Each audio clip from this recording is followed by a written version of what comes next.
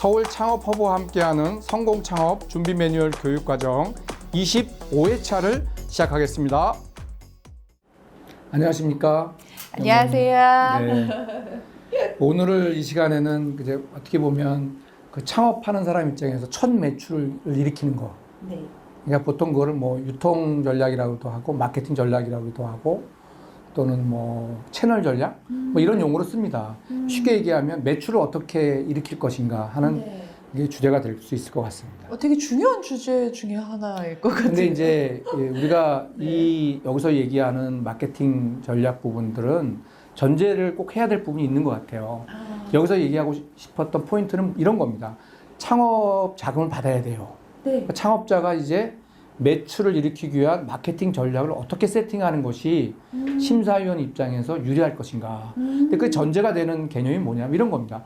그 심사하는 사람들은 스타트업인 경우에는 브랜드도 없잖아요. 그렇죠.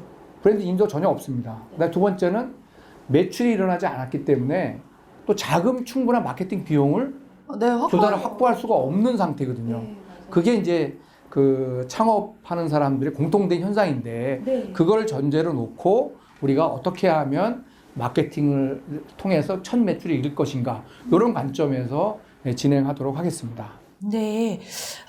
일단은 저희 이제 회사인 경우에는 뭐 이제 교육 서비스 사업 영역이 있고 또 이제 좀 B2C 형태의 그런 교육 매출이 좀 일어나고 있거든요. 네. 그래서 중간상의 역할 같은 경우에는 네네. 사실은 이제 B2C 영업이랑은 조금 거리가 있죠. 그렇죠. 그러니까 이제 뭐냐면 기본 아까 전제된 게 뭐냐면 창업자들은 네. 브랜드 인지도도 없고 네. 또 창업 마케팅할 비용이 없으니까 직접 판매하지 말고 이 중간상을 통해서 판매를 하게 되면 홍보 마케팅을 할 이유가 없죠. 그 회사 납품만 하면 되지 않습니까? 예를 들어 내가 올리브영이라는 유통업체에 유통 계약이 됐다. 그럼 올리브영에다가 내가 만든 제품을 주기만 하면 되잖아. 그럼 올리브영이 알아서 홍보와 마케팅해서 자기는 채널에 깔아가지고 우리 창업작품을 팔아주잖아요. 그러면 우리 입장에서 보면 그렇게 간접 유통을 선택을 하게 되면 중간상을 통해서 마케팅을 하면 어떤 이점이 있냐? 중간상이 올리브영이야? 올리브영이 창업하는 그 회사 네 제품을 사준다면 유통하겠다고 했다는 거 말이야. 그 사실 자체가 기본적으로 심사하는 입장에서 보면 어느 정도 상품성이 있거나 그 올리브영의 그 뭐 상품을 이렇게 기획하는 분들의 눈에 들었으니까 그 자체가 굉장히 뭐 상품성이 있는 제품이구나 이렇게 판단하기 때문에 창업 입장에서 되도록 직접 유통을 하지 말고 이런 유통 중간상을 통해서 유통하는 것이 좋다. 그런 의미입니다. 그러면 중간상의 역할은 뭘 하는지 그렇죠. 쉽게 얘기하면 홍보 마케팅을 다 한다 이렇게 생각하시면 됩니다. 이게 제가 그 아는 스타트업 기업 중에 그 잔다리 공동체라고 두부를 파는 그 회사가 있었는데 잔다리 이름이 참 예쁘네요. 이렇게 물가를 건널 때 이렇게 돌이 있지 않습니까? 징검다리요? 네, 그게 잔다리랍니다. 우리나라 말인가 봐요. 예. 근데 그 두부를 이제 지역에 있는 그 콩으로 만들어서 두부를 만드는 회사였는데요. 그때 이제 직원이 어떤 얘기를 하냐면 사장님이 이제 뭐 브랜드도 없고 사실 뭐 그래서 오픈 마켓에 이제 그 브로커한테 우리 제품을 거기다가 내가 20-30% 줄 테니까 거기서 뭐 홍보하고 다 광고를 해서 좀 해줘라. 그렇게 이제 그 판매를 한 거예요. 뭐 브랜드 없으니까 당연히 뭐 그렇게 대응을 하고 그다음에 사람도 자기하고 뭐 몇몇 사람도 없는데 자기 직접 마케팅할 능력도 안 되고 그래서 위탁을 맡겼는데 직원이 그랬다는 거예요. 아니 사장님 그 20-30%씩 그 매출에 그거 떼주면 너무 아깝잖아요. 우리가 하면 안 되겠습니까? 라고 했을 때 그 사장님이 너 모르는 소리 하지 마라. 야 예를 들어 그 사진도 찍고 홍보해야 되지. 만약에 고객이 이거 내 두부가 안 왔으면 그거 안 왔냐고 전화가 막 올 텐데 그 전화 받아야 되지. 예? 그 다음에 뭐 결제해 줘야 되지. 그거 얼마나 힘드냐. 그걸 다 대행사가 다 해주고 우리는 만들어서 그쪽에서 이제 팔렸으니 요 집에 배송을 해달라. 그럼 거기다 택배만 하면 머리 상큼한데 그 많은 그 뭐 홍보하고 가격하고 뭐 이거 다 사진 찍고 뭐 네. 그다음에 AS도 하고 전화 받고 야 이거 다 어떻게 하냐. 뭐 전화 받으려면 요새는 뭐 엑셀로 전산 시스템을 만들어야 되는데 네. 그 전산 시스템을 어떻게 만드냐. 우리 스타트업이 그런 것들을 한번 창업하신 분들이 토로한 적이 있습니다. 정말 정확히 안 거죠. 그러니까 스타트업은 사람도 없고 돈도 없고 맞아요. 그다음에 노하우도 없기 때문에 그런 오픈 마켓에 팔아주는 그 유통업자나 네. 이런 사람들한테 매출액의 20, 30%씩을 주면서 그걸 판매를 해야 됩니다. 아니, 그게 되게 중요합니다. 그래서 그렇기는 한데요. 네. 아니, 저는 그 잔다리 그 직원의 마음을 100% 이해할 수 그렇죠. 있어요. 아니, 왜냐면은 사실은 이게 그 제품을 납품을 하면 네. 그 중간 수수료가 네. 아까도 뭐 20, 30% 말씀하셨잖아요. 근데 그 20, 30%가 비싼 게 아니죠. 만약 그거를 우리가 한다고 생각하면 네. 직원도 뭐 전화 받을 직원도 하나 해야 되죠. 네. 그 시스템도 관리해야 되죠. 또 뭐 그 우리 홈페이지에다가 사진 올리려면 사진도 찍어야 되죠. 그거 다 인건비, 그러니까 시스템비, 그렇죠. 그런 홍보 마케팅비가 사실 듭니다. 그 비용이 네. 유통업자에 맡기는 비용보다 크면 맡기는 게 좋고, 그걸 더 세이브할 수 있으면 우리가 하는 게 맞죠. 그러니까 그 홍보 마케팅 비용이라는 게 네. 제품의 한 20, 30%는 들기 때문에 그걸 우리가 할지 남한테 맡길지를 결정하는 거거든요.